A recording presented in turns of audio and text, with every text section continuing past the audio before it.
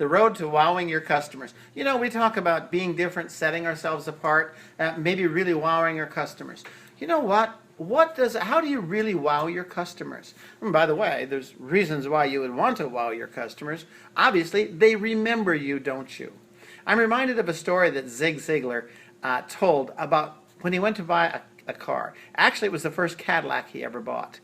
He came into the dealership with a Buick. Now, he didn't put many miles on a car because he just drove to the airport, would fly off to some speaking engagement, come back and drive home. So he had this beautiful Buick that had hardly any miles on it. So he goes into the Cadillac dealership and he's greeted by a salesman. Hello, may I help you?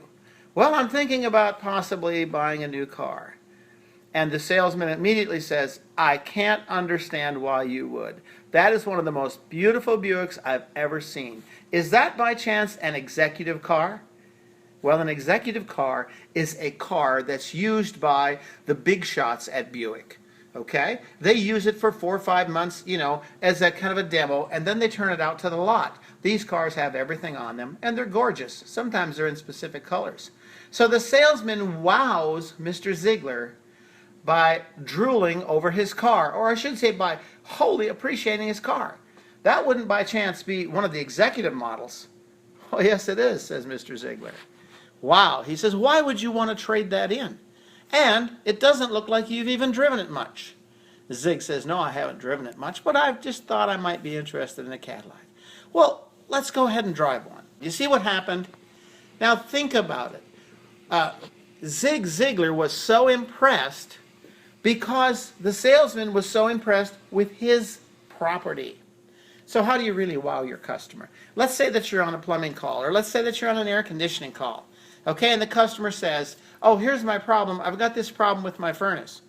Wow, Mr. Customer, you know, that's one of the best furnaces that Lennox ever made, or that's one of the best furnaces that Maytag ever made. I'm really surprised you're having a problem with it. It's really, really a great piece of equipment. You see what you do? You immediately appreciate their property. What are they expecting a service technician to do? And what do other service technicians do?